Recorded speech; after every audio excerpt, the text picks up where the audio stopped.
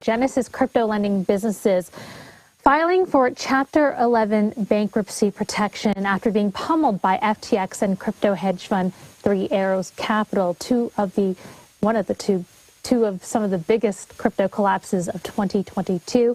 DCG owns Genesis and CoinDesk. And with me with more details is CoinDesk's news desk managing editor, Danny Nelson. Danny, thanks for joining us this morning. Maybe you can get into what's going on right now. I know you've been following the story. Yes, I was up a little late last night on it, so we're just getting started today. But basically, Genesis has finally filed for bankruptcy, as the crypto industry has for weeks now suspected it would. Specifically, three Genesis entities: Genesis Global Holdco, which is the holding company, a Genesis subsidiary in Asia, and Genesis Global Capital, which is the most well-known branch of Genesis's lending arm, and also notably the counterparty to Gemini's Earn platform, that retail high-yield offering that has, with Genesis as well, frozen all withdrawals and is now facing a lawsuit from the SEC.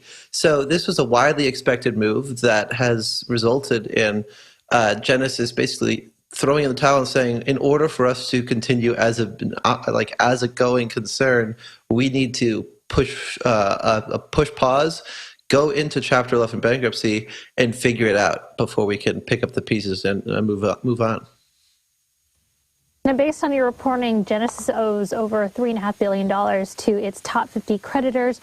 I also saw that that lending unit that is involved with Gemini Earn has $1 to $10 billion in liabilities and assets. Can you tell us about that? Yeah, so from this first filing from the Genesis, we see a little bit of their financial state. In those top 50 creditors, you have a whole bunch of names of companies you don't normally think of. A couple you do, such as Stellar. But most notably, the single largest group of creditors are the customer accounts of the Gemini Earn platform, which I think have around $700 million in possibly liquidated claims, or the collateral whose collateral has been possibly liquidated.